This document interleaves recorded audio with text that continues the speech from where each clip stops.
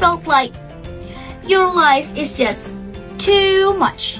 Maybe too much on like social media, academic pressure, or maybe perhaps so many mistakes that you make feel heavy.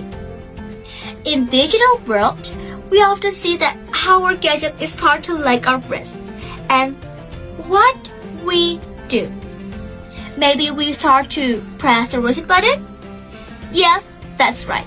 So, do you know, my ladies and gentlemen, that Allah has given us the most beautiful reset button for our soul. And it's called the month of Ramadan. Anyway, and by the way, Ramadan is not only about holding our hunger and thirst, but isn't all we do, we just get hungry, not holy. As teenagers, maybe we start to often face FOMO. Okay, so FOMO is fear. I used to be someone who speaks confidently, but suddenly I felt like I lost my voice. And people keep telling me, this guy, you need to say more.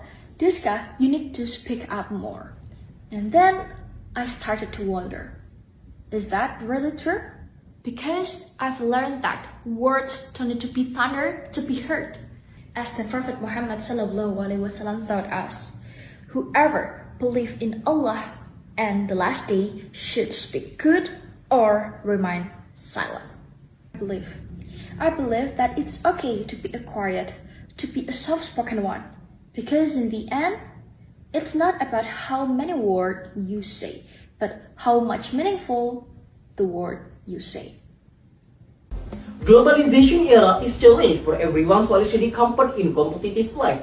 Because in this era, many people strive to get much money and subtle social confusion. As like the Western say, first come is first serve. But sometimes we don't know which one is really our friend and which one is our enemy. Because friends can be enemy and enemy can be friends during each other, isn't right?